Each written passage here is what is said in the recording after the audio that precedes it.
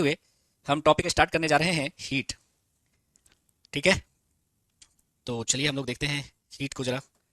Heat जिस तरह से आप जानते हैं कि लाइट एनर्जी का फॉर्म है, साउंड एनर्जी का फॉर्म है, उसी तरह से हीट भी एनर्जी का एक फॉर्म है। हीट क्या है? एनर्जी का एक फॉर्म है। तो हम लोग देखने जा रहे हैं हीट पार्ट 1। ठीक है, तो एक बार सभी लोग लाइव आएं और बताएं कि हमारी आवाज और तस्वीर आप तक पहुंच रही है, तो आज के सेशन का आगाज होगा। लेकिन हीट के आगाज से पहले थोड़ी सी बात मैं आपको बताना चाहता हूं कि जो साउंड की वेलोसिटी है वो किन किन चीजों पर निर्भर करती है ना। तो velocity of sound, velocity, speed of sound, ध्वनि का की चाल, ध्वनि की चाल जो है वो किन किन बातों पे निर्भर करती है, ये थोड़ा सा बता के और हम आपको हीट की ओर ले चलेंगे। खुशी हमारे साथ हैं, तनु हमारे साथ हैं और हैकर बॉय हमारे साथ जुड़ गए हैं। जय श्री महाकाल हैकर बॉय साहब, देखिए आपके नाम से ही डर लग रहा है भाई, हैक कर लेंगे आप सिस्टम पूरा। निभा कुमारी हमारे साथ हैं, तनु चौहान राधे राधे, कैसे हैं सब? ठीक हैं। सोनू कटारिया हमारे साथ हैं। जय हिंद विपिन यादव साहब। चलिए, तो इस उम्मीद के साथ कि हम आप तक पहुंच पा रहे हैं, हमारी आवाज आप तक पहुंच पा रही है, आज के सेशन का होता है आगाज यानी शुभारंभ। तो देखिए साउंड की जो वेलोसिटी है माय डियर फ्रेंड्स, वो डायरेक्टली प्रोपोर्शनल होती है किसके? देखो साउंड की वेलोसिटी सबसे पहले जो है वो प्रेशर पे डिपेंड नहीं करती, ये एक बात याद रख लीजिएगा, दाब पर निर्भर नहीं करती, दाब पर निर्भर नहीं करती। जैसे मैं कहूं कि प्रेशर को बढ़ा दे, दाब को बढ़ा दे, प्रेशर को घटा दे, तो साउंड की वेलोसिटी पे क्या फर्क पड़ेगा? बोलिएगा कुछ नहीं फर्क पड़ेगा। ठीक है जी, सानू कुमार साहब शुक्रिया आपका, काजल साहब, जितने लोग भी लाइव हैं। दूसरा, velocity of sound directly proportional होता है क्या? टेम्परेचर का, ताप के वर्गमूल का समानुपाती होता है। मतलब अगर हम ताप को बढ़ाएंगे तो साउंड की वेलोसिटी बढ़ेगी, ताप को घटाएंगे साउंड की वेलोसिटी घटेगी। यहां पे टी क्या है? टी है टेम्परेचर, तापमान। तो तापमान पे निर्भर करता है, दाब पे निर्भर नहीं करता, दाब पे निर्भर नहीं करता। तीसरी बात याद कर लीजिएगा कि velocity of sound is inversely proportional to the density. किसके? डेंसिटी के इनवर्सली प्रोपोर्शनल होती है। यानी डेंसिटी को बढ़ाएंगे तो वेलोसिटी घटेगी, डेंसिटी घटेगी तो वेलोसिटी बढ़ेगी। यहां पे डी क्या है? तो डेंसिटी है किसकी? मीडियम की। डी क्या है? डेंसिटी है। डी क्या है? डेंसिटी है, घनत्व है किसका? माध्यम का घनत्व है। तो माध्यम के घनत्व का के वर्गमूल का व्युत्क्रमानुपाती होता है, यानी डेंसिटी बढ़ेगी साउंड की वेलोसिटी घटेगी। चौथा, velocity of sound directly proportional होती है ह्यूमिडिटी की, ह्यूमिडिटी की, आर्द्रता की। आर्द्रता मतलब नमी की, आर्द्रता यानी नमी की। अगर नमी मौसम में ज्यादा है तो साउंड की वेलोसिटी ज्यादा होगी, नमी कम है तो साउंड की वेलोसिटी कम होगी। बरसात के दिनों में चूंकि हवा में ह्यूमिडिटी, आर्द्रता ज्यादा होती है तो साउंड की वेलोसिटी भी ज्यादा होती है। कोई शक? तो किन किन चीजों पे निर्भर कर रही है? दाब पे निर्भर नहीं करती ध्वनि की चाल, ताप पे निर्भर करती है, ताप के वर्गमूल का समानुपाती होती है ना। Velocity of sound is directly proportional to square root of temperature, inversely proportional to square root of density, directly proportional to humidity. इतनी ही बातों पे निर्भर करती है, याद कर लेना है इसको, फिर हम आगे बढ़ेंगे। कोई शक है बताइए? पूजा राठौर, विपिन यादव, राहुल कुमार, सपना, काजल, शानू, हिना मलिक, जितने लोग भी लाइव हैं, रंजू, निषाद, सभी का शुक्रिया जुड़ने का लाइव। लिख लिया सबने? तो इन बातों पे क्या होती है? साउंड की वेलोसिटी डिपेंड करती है my dear friends, please remember, very very very important. Pressure पे डिपेंड कर रही है? प्रेशर पे डिपेंड नहीं करती, वेलोसिटी पे करती है, टेम्परेचर पे करती है, डेंसिटी पे करती है, ह्यूमिडिटी पे करती है। नोटेड ना? Okay, now so let us start with heat. Heat ऊर्जा का एक रूप है। जिस तरह से प्रकाश ऊर्जा का रूप है, ध्वनि ऊर्जा का रूप है, हीट भी ऊर्जा का रूप है। और हीट एक इंफ्रारेड वेव होता है। हीट क्या है? औरक्त तरंगे होती हैं, याद कर लीजिएगा। हीट क्या है? एक प्रकार की औरक्त तरंगे होती हैं, औरक्त तरंगे, इंफ्रारेड रेडिएशन को ही दरअसल हम हीट कहते हैं। एस आई मात्रक आप जानते हैं, हीट का जूल होगा, क्योंकि हीट ऊर्जा है तो एस आई मात्रक जूल होगा, सीजीएस मात्रक कैलोरी होगा, और एक जूल 4.2 कैलोरी के बराबर होगा। ये आप रिलेशन याद रखना है, तो इसमें कुछ है नहीं, याद रखना है, नोट करेंगे फटाफट जी। सानू साहब कैसे हैं आप? मोहब्बतों का शुक्रिया, मोहब्बत से, इनायत से, वफा से चोट लगती है, बिखरता फूल हूं मुझको हवा से चोट लगती है। आप लोग इतनी मोहब्बत देते हैं तो फिर डर लगता है कि नहीं? ठीक है जी। तो ऊष्मा का जो एस आई मात्रक होता है वो जूल होता है, और सीजीएस मात्रक कैलोरी होता है। दोनों में रिलेशन क्या है? एक कैलोरी 4.2 जूल के बराबर होती है। कोई शक नहीं है ना? चलो अब आ जाइए टेम्परेचर। टेम्परेचर क्या होता है? एक होता है हीट और एक होता है टेम्परेचर। हीट तो ऊर्जा है, ऊर्जा है। टेम्परेचर क्या? टेम्परेचर हमें यह बताता है कि किसी बॉडी में कितना हीट है, यानी डिग्री ऑफ हॉटनेस और कोल्डनेस को बतलाता है। ठंडेपन और गर्मपन का एहसास कौन करवाता है? टेम्परेचर। तो temperature is the measure of degree of hotness और कोल्डनेस ऑफ एन ऑब्जेक्ट। तो किसी वस्तु का ताप उसकी हॉटनेस यानी गर्मपन और ठंडेपन का एहसास होता है, एहसास को कहते हैं, है ना। यानी आप महसूस करते हैं कि कोई वस्तु गर्म है, उसका मतलब उसमें हीट ज्यादा है, और ठंडी है मतलब हीट कम है। तो जिसमें हीट ज्यादा है कहते हैं कि उसका टेम्परेचर ज्यादा है, और जिसमें हीट कंटेंट कम है उसका कहते हैं कि टेम्परेचर उसका कम है ना। और इसको हम डिग्री सेल्सियस में मापते हैं, डिग्री सेल्सियस में मापते हैं। ह्यूमन बॉडी का जो नॉर्मल टेम्परेचर होता है वो 98.4 फ़ारेनहाइट या डिग्री सेल्सियस होता है। तो देखो टेम्परेचर को हम कई यूनिट में मापते हैं, सेल्सियस है, फ़ारेनहाइट है और केल्विन है, और भी है, र्यूमर है ना, रैंकिन है, उसमें हमें बात नहीं करनी। हमें 3 यूनिट में क्या करना है, रिलेशन निकालना है और उस पे बेस्ड क्वेश्चंस करने हैं, है ना। तो बेसिकली हमें टेम्परेचर की 3 यूनिट के बारे में बात करनी है। एक है आपका सेल्सियस, दूसरा होता है यूनिट केल्विन, और तीसरा होता है आपका फ़ारेनहाइट। तीसरा क्या होता है, फ़ारेनहाइट। तो इन तीनों में हमें रिलेशन दिखाना है, सेल्सियस है ना, सेल्सियस, फ़ारेनहाइट और केल्विन में हमें रिलेशन दिखाना है। तो देखिए ये जो सेल्सियस स्केल ऑफ टेम्परेचर होता है, सेल्सियस पैमाना, उसमें जो पानी का फ्रीजिंग पॉइंट होता है वो 0 डिग्री सी होता है। 0 डिग्री सी पे पानी जो है वो बर्फ बन जाएगा, और पानी का बॉइलिंग पॉइंट होता है 100 डिग्री सी। 100 डिग्री सी पे पानी उबलने लगेगा। यह है आपका सेल्सियस पैमाना।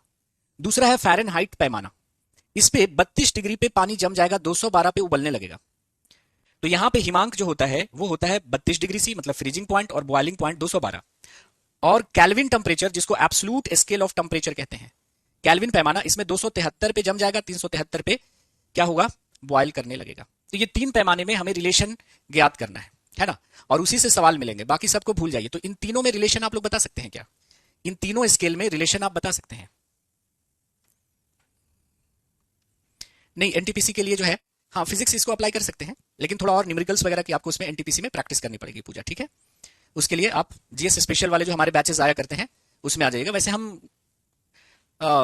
लेवल ठीक ठाक लेके जा रहे हैं, तो इससे मतलब 75% क्वेश्चंस आपके बन जाएंगे, ठीक है।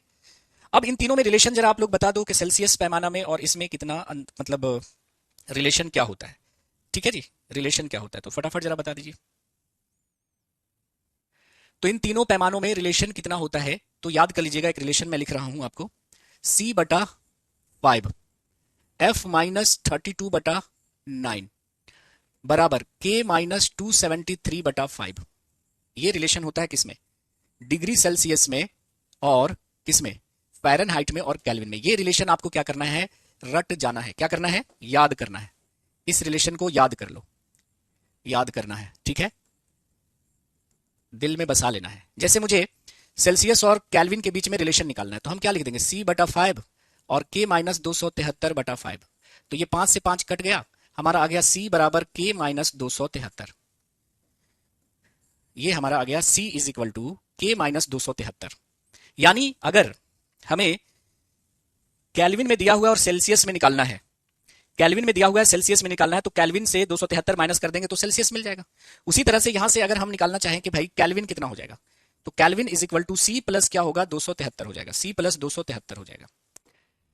तो केल्विन को डिग्री सेल्सियस में कन्वर्ट करना है, केल्विन को डिग्री सेल्सियस में कन्वर्ट करना है तो 273 माइनस कर देंगे, और सेल्सियस को केल्विन में कन्वर्ट करना है, सेल्सियस को केल्विन में कन्वर्ट करना है तो 273 प्लस कर देंगे। जैसे अगर क्वेश्चन है आपके पास, जैसे देखो क्वेश्चन है, जैसे कि क्वेश्चन है कि 27 डिग्री सेल्सियस को केल्विन में बदलिए, 27 डिग्री सेल्सियस को केल्विन में बदलिए, तो बदल दीजिए, फॉर्मूला आपके पास है। डिग्री सेल्सियस को केल्विन में बदलना है, डिग्री सेल्सियस को केल्विन में बदलना है, तो केल्विन इज इक्वल टू क्या होता है, C प्लस 273 होता है। केल्विन क्या होता है, C प्लस 273। कितना डिग्री सेल्सियस है, 27 प्लस क्या 273, कितना हो गया, 300 केल्विन। 300 केल्विन हो गया, 300 केल्विन हो गया। उसी तरह से अगर पूछा जाए कि भाई 300 केल्विन को 300 केल्विन को 300 केल्विन को 300 केल्विन को डिग्री सेल्सियस में बदलना है, तो क्या करेंगे, केल्विन को डिग्री सेल्सियस में बदलना है, केल्विन को डिग्री सेल्सियस में बदलना है, तो सेल्सियस बराबर क्या होता है, केल्विन माइनस 273। कितना केल्विन दिया हुआ है, 300, 300 में से 273 घटा दो तो 27 डिग्री सेल्सियस आ गया। ओके, तो ये हमारा डिग्री सेल्सियस और केल्विन में बदलने का तरीका हो गया। लेकिन अगर हमें सेल्सियस और फ़ारेनहाइट के बीच रिलेशन लाना है, तो हम ये वाला रिलेशन यूज कर लेंगे। जैसे हमने अभी रिलेशन बताया कि C/5 is equal to F-32/9 बराबर K-273/5, ठीक है।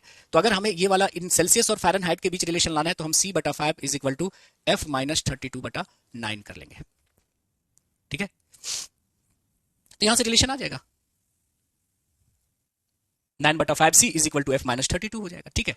तो जैसा दिया रहेगा क्वेश्चन वैसा हम लोग यूज करेंगे। जैसे क्वेश्चन हमेशा पूछा जाता है, बहुत ही फेमस क्वेश्चन है, आप लोग जानते होंगे, शायद रटा रटाया उसका आंसर होगा कि कितने टेम्परेचर पे है ना, कितने टेम्परेचर पे, कितने तापमान पे फ़ारेनहाइट और डिग्री सेल्सियस सेम रीडिंग देगा, कितने तापमान पे फ़ारेनहाइट थर्मोमीटर और डिग्री सेल्सियस थर्मोमीटर की रीडिंग सेम रहेगी। जैसे ये वाला क्वेश्चन है, क्वेश्चन दिखा देता हूं, क्वेश्चन दिखा रहा हूं मैं आपको। At what temperature are the reading of centigrade and Fahrenheit thermometer will be same.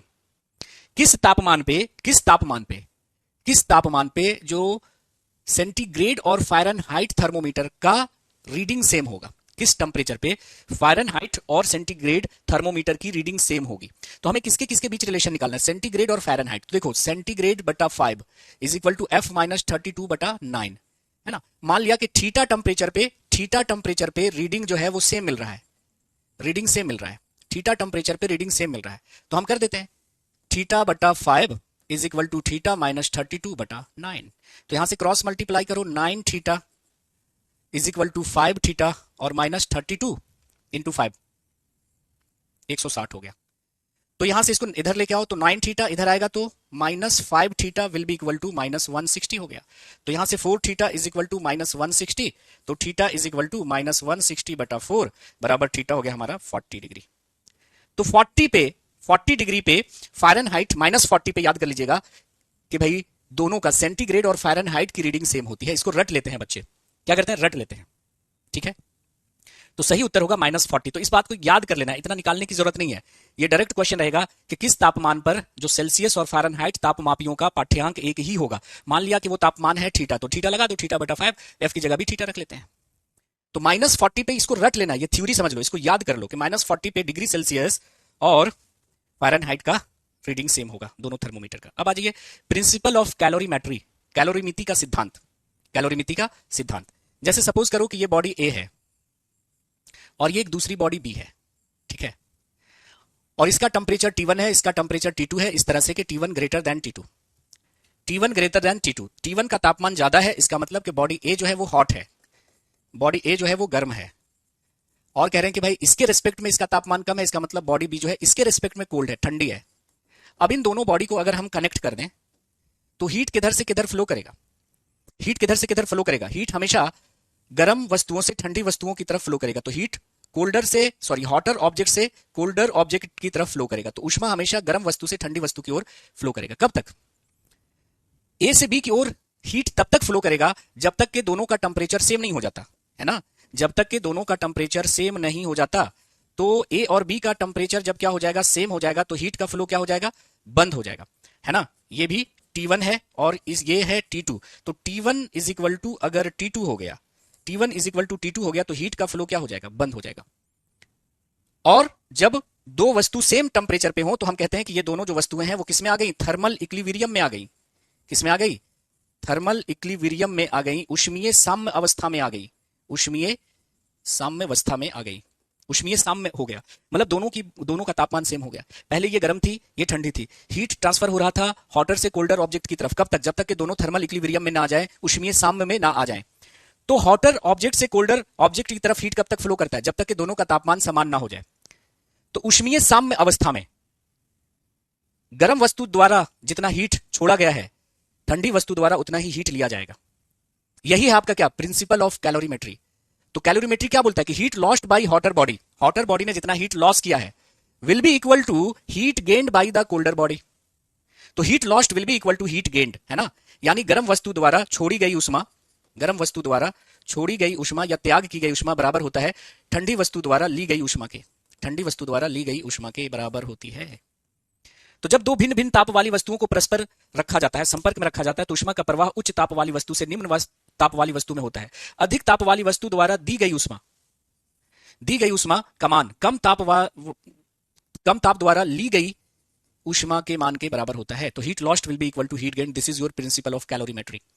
तो सिंपल सा क्वेश्चन होगा कि कैलोरीमिति का सिद्धांत कहता है heat lost will be equal to heat gain, इतना याद रखिएगा। कोई शक है? हिना मलिक, विपिन यादव, साजदा खान, रंजू निषाद, आकाश कुमार, साहब का उत्तर सही था भाई। लेट से आ रहे हैं कमेंट हमारे पास। ये क्लियर है सबको? तो दो वस्तुओं का ताप अगर भिन्न भिन्न हो और दोनों वस्तुओं को अगर हम संपर्क में लाते हैं तो गर्म वस्तु हीट छोड़ेगा, ठंडी वस्तु हीट लेगा।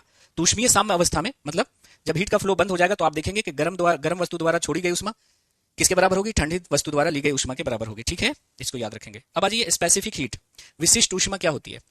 विशिष्ट ऊष्मा क्या होती है? विशिष्ट ऊष्मा क्या होती है कि किसी वस्तु के इकाई द्रव्यमान के तापमान को 1 डिग्री सेल्सियस से बढ़ाने के लिए जो ऊष्मा दी जाती है उसे हम कहते हैं स्पेसिफिक हीट या स्पेसिफिक हीट कैपेसिटी। विशिष्ट ऊष्मा या विशिष्ट ऊष्मा धारिता क्या है? ये विशिष्ट ऊष्मा क्या है? किसी वस्तु के इकाई द्रव्यमान के तापमान को 1 ग्राम या 1 केजी इकाई द्रव्यमान, किसी वस्तु के इकाई द्रव्यमान के ताप को इकाई डिग्री सी से बढ़ाने के लिए, है ना, 1 डिग्री सी से बढ़ाने के लिए या 1 केल्विन से बढ़ाने के लिए जितनी ऊष्मा दी जाती है, जितनी ऊष्मा दी जाती है उस ऊष्मा को उस वस्तु की स्पेसिफिक हीट कैपेसिटी बोलते हैं। क्या कहते हैं? स्पेसिफिक हीट कैपेसिटी बोलते हैं। तो किसी वस्तु के यूनिट मास के टेम्परेचर को 1 डिग्री सी या 1 केल्विन से बढ़ाने पर जितनी ऊष्मा दी जाती है उसका, वो ऊष्मा को क्या बोलेंगे? उस वस्तु की स्पेसिफिक हीट कैपेसिटी। इसका उल्टा भी सोचते हैं, इसका उल्टा सोचते हैं। किसी वस्तु के इकाई द्रव्यमान के तापमान को 1 डिग्री सी से कम करने के लिए उस वस्तु से जितनी ऊष्मा ली जाएगी, गर्म करने के लिए दी जा रही थी, ठंडे करने के लिए ली जाएगी, उसे क्या बोलेंगे? स्पेसिफिक हीट कैपेसिटी बोलेंगे। तो ये क्या है? डेल्टा क्यू क्या है? चेंज इन हीट, है ना। डेल्टा क्यू क्या है? Change in heat. एम क्या है? वस्तु का द्रव्यमान। डेल्टा की ठीक है, चेंज इन टेम्परेचर। तो किसी वस्तु के इकाई द्रव्यमान के तापमान को 1 डिग्री सेल्सियस या 1 केल्विन से बढ़ाने पर जितनी ऊष्मा दी जा रही है उस ऊष्मा को उस वस्तु की स्पेसिफिक हीट कैपेसिटी कहेंगे। मतलब क्या है कि अगर किसी वस्तु की स्पेसिफिक हीट कैपेसिटी ज्यादा है ना, तो उसको गर्म होने में भी ज्यादा समय लगेगा और ठंडा होने में भी ज्यादा समय लगेगा। गर्म होने में भी ज्यादा समय लगेगा, ठंडा होने में भी ज्यादा समय लगेगा।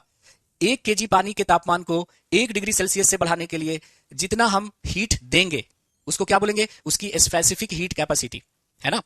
तो यही लिखा है कि the amount of heat required to raise the temperature of unit mass, 1 kg या 1 gram unit mass of a substance through 1 degree C is called क्या? Specific heat. किसी पदार्थ की इकाई मात्रा का ताप 1 डिग्री सेल्सियस बढ़ाने के लिए आवश्यक ऊष्मा की मात्रा को उस पदार्थ की विशेष ऊष्मा धारिता कहते हैं। तो किसी पदार्थ की इकाई मात्रा मतलब इकाई द्रव्यमान का ताप 1 डिग्री सेल्सियस बढ़ाने के लिए आवश्यक ऊष्मा की मात्रा को उस पदार्थ की विशेष ऊष्मा धारिता कहेंगे। तो ऊष्मा धारिता का फॉर्मूला क्या हुआ?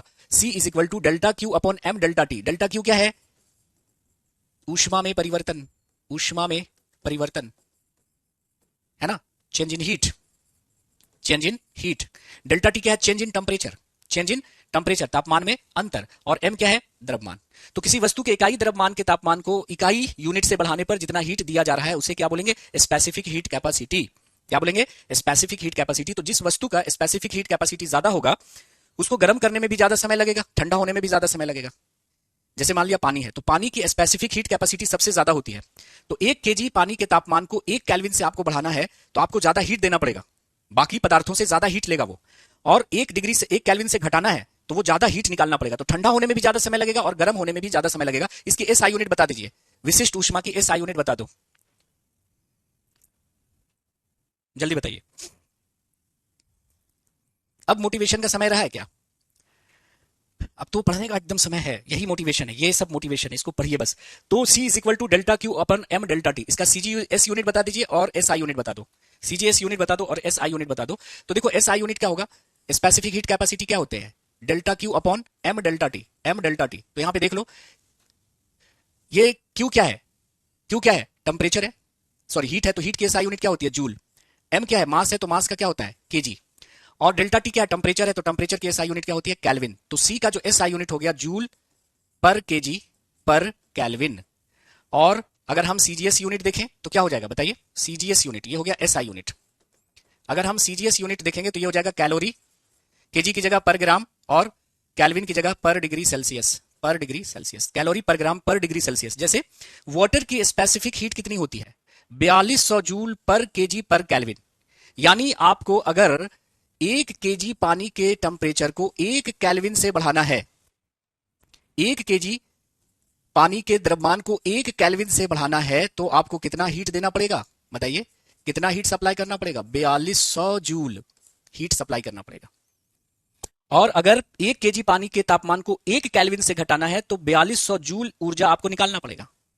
इसलिए वाटर को ठंडा होने में भी अधिक समय, गर्म होने में भी अधिक समय लगता है। या फिर सीजीएस में कितना हो जाएगा? 1000 कैलोरी पर ग्राम पर डिग्री सेल्सियस। ठीक है, कोई शक है जी? बताइए।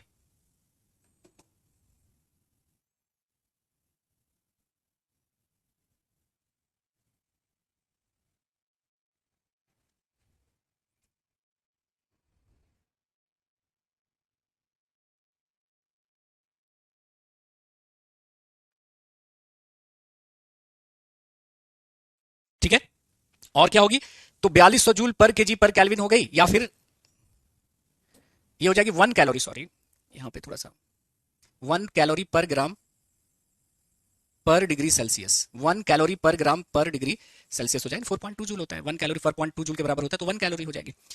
यानी 1 ग्राम पानी के तापमान को 1 डिग्री सी से बढ़ाना है तो 1 कैलोरी ऊर्जा आपको क्या करनी पड़ेगी, देनी पड़ेगी। 1 कैलोरी पर ग्राम पर डिग्री सेल्सियस होगी कि नहीं, बताइए।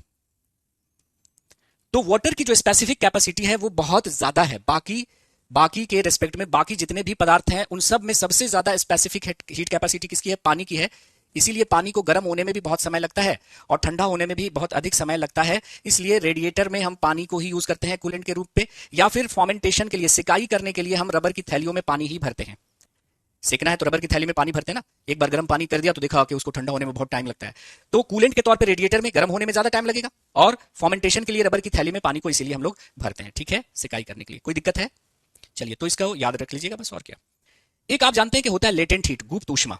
गुप्त ऊष्मा क्या होती है कि जब कोई चेंज ऑफ स्टेट हो रहा होता है, चेंज ऑफ स्टेट हो रहा होता है, जैसे सॉलिड लिक्विड में कन्वर्ट हो रहा होता है या लिक्विड गैस में कन्वर्ट हो रहा होता है, उस समय जो हीट आप देते हैं वो हीट कहीं और ही खर्च होती है। उस हीट से बॉडी का टेम्परेचर नहीं बढ़ता।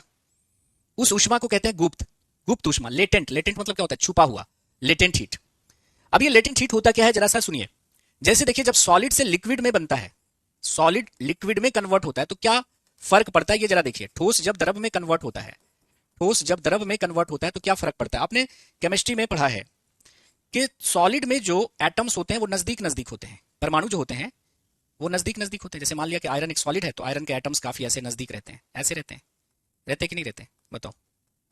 और अगर वहीं पर हम लिक्विड की बात करें तो लिक्विड में जो कण है वो दूर दूर रहते हैं, ऐसे कणों के बीच ज्यादा गैप रहता है, इसलिए आकर्षण कम रहता है कणों के बीच। और अगर गैस है तो गैस में कणों के बीच और दूरी दूरी रहती है, बहुत कम आकर्षण रहता है। तो गैस के तो मॉलिक्यूल घूमते रहते हैं इधर उधर, सॉलिड के मॉलिक्यूल फिक्स रहते हैं, इसके मॉलिक्यूल भी घूमते रहते हैं।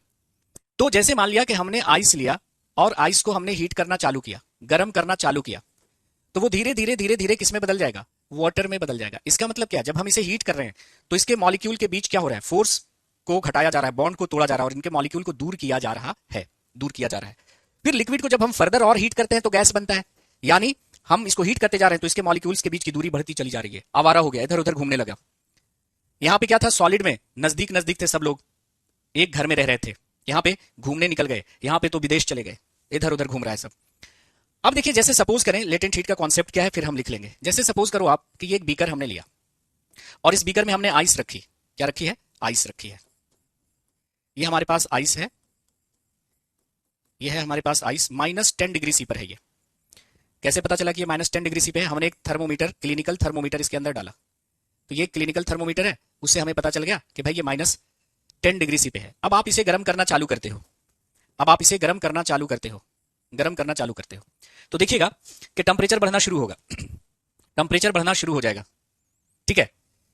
-9, -8, -7 ऐसे करते करते टेम्परेचर जब 0 डिग्री सी पे आएगा तो फिर अब आप हीट देते जा रहे हो लेकिन टेम्परेचर नहीं बढ़ेगा।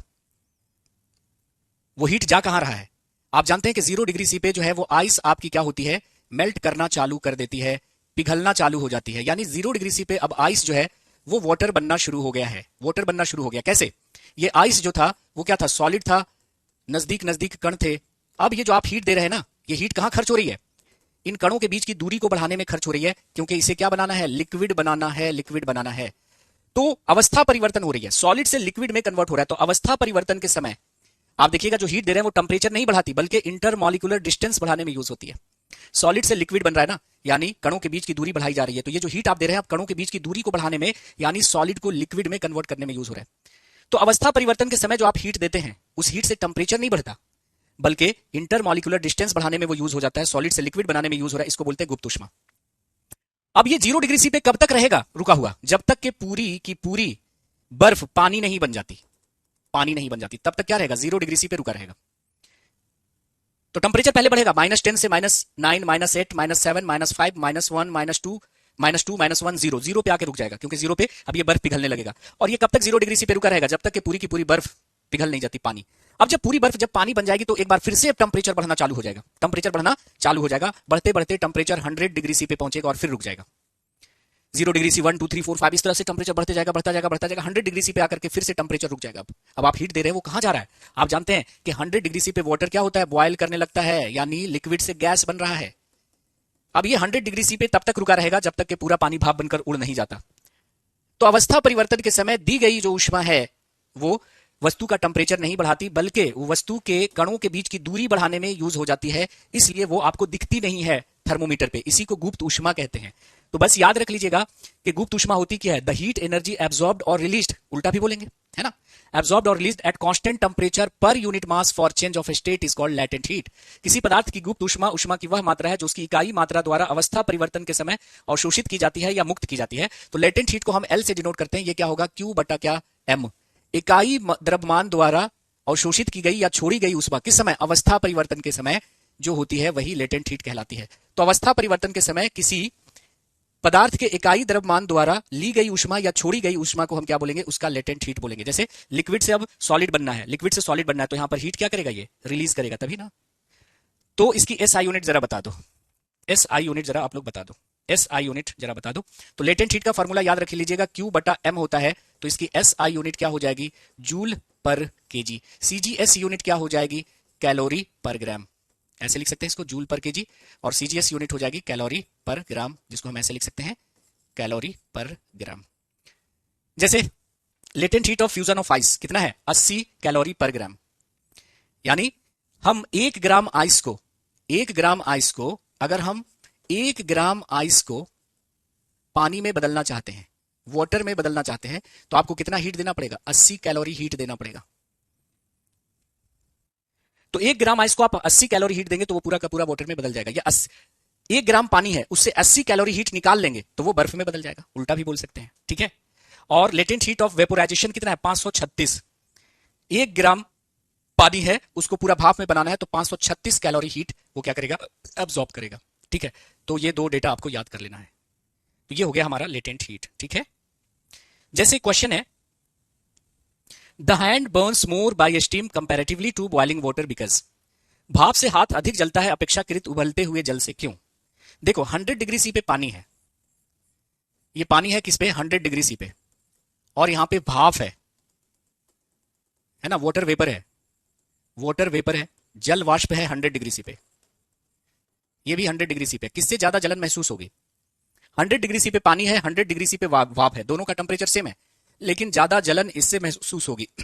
इसके पास और क्या है? एक्स्ट्रा हीट है। किस रूप में? लेटेंट हीट के रूप में एक्स्ट्रा हीट लिए हुए है।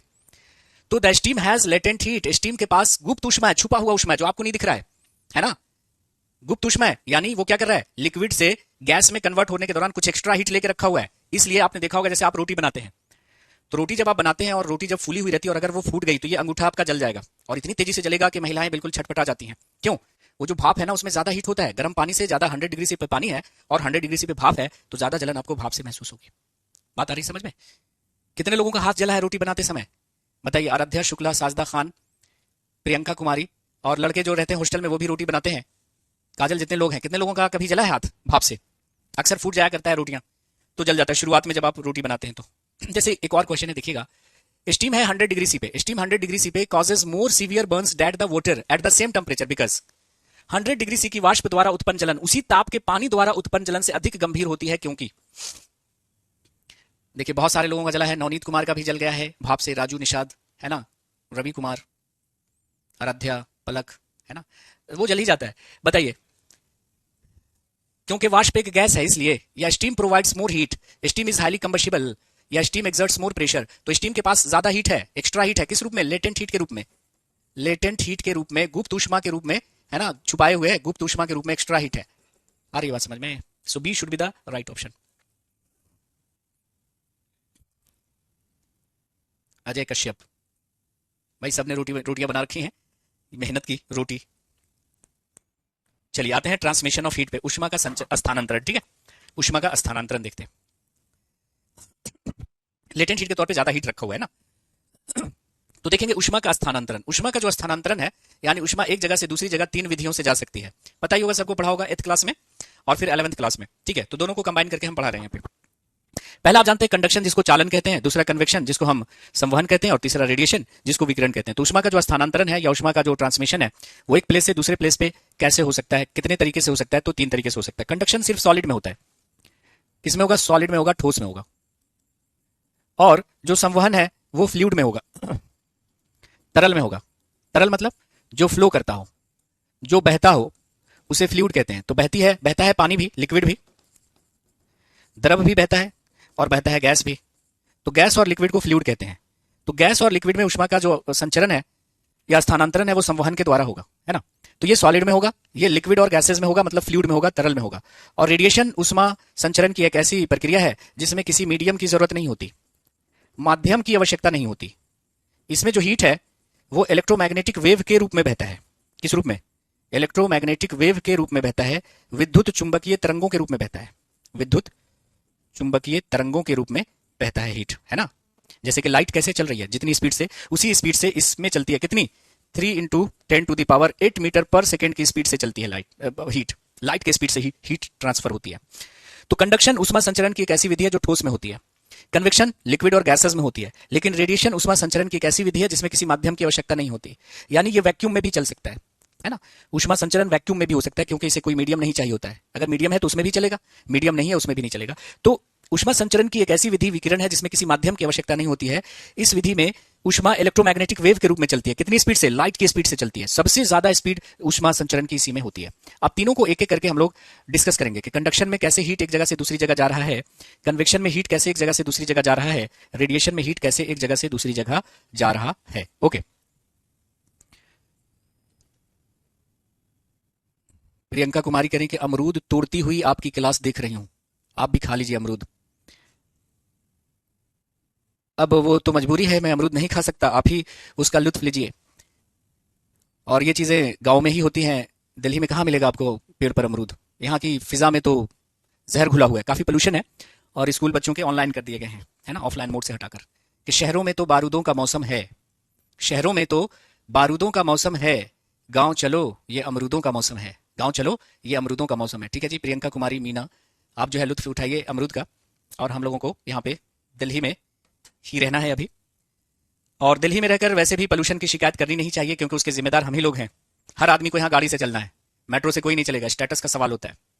इतने कल कारखाने हैं, तो दिल्ली में रहकर अगर आप पोल्यूशन की शिकायत कर रहे हैं तो कोई ऐसा लगता है कि भाई कि कातिलों के मोहल्ले में घर लेकर कत्ल होने की शिकायत कर रहा है किसी से। तो एक शायर कहते हैं कि जज्बे शौके शहादत को क्या कीजिए, आज हमने हथेली पे सर ले लिया। जज्बे शौके शहादत को क्या कीजिए, आज हमने हथेली पे सर ले लिया। कत्ल होने से आखिर डरें कब तलक, कातिलों के मोहल्ले में घर ले लिया। कत्ल होने से आखिर डरें कब तलक, कातिलों के मोहल्ले में घर ले लिया। तो दिल्ली में घर लेकर आप पोल्यूशन की शिकायत क्यों कर रहे हैं भाई? पोल्यूशन तो होगा ही, उसके जिम्मेदार आप खुद हैं। बात आ रही है समझ में? तो चलिए अभी यहीं तक रहने देते हैं इसको। हम नेक्स्ट क्लास में कंडक्शन, कन्वेक्शन और रेडिएशन को डिस्कस करेंगे। और फिर हमारा जो अगला टॉपिक होगा, एक टॉपिक है जिसमें हम मिसलेनियस सारे टॉपिक्स को देखेंगे। सरफेस टेंशन हो गया, उसके बाद अपथ्रस्ट हो गया, आर्किमिडीज प्रिंसिपल हो गया, कैपिलरिटी हो गया, है ना, श्यानता के बारे में कुछ बात करेंगे, फ्लूइड फ्रिक्शन के बारे में कुछ बात करेंगे, एटमॉस्फेरिक प्रेशर के बारे में हम लोग बात करेंगे। तो आज यहीं तक रहने देते हैं, ठीक है, नेक्स्ट क्लास में हम देखेंगे। तो अगली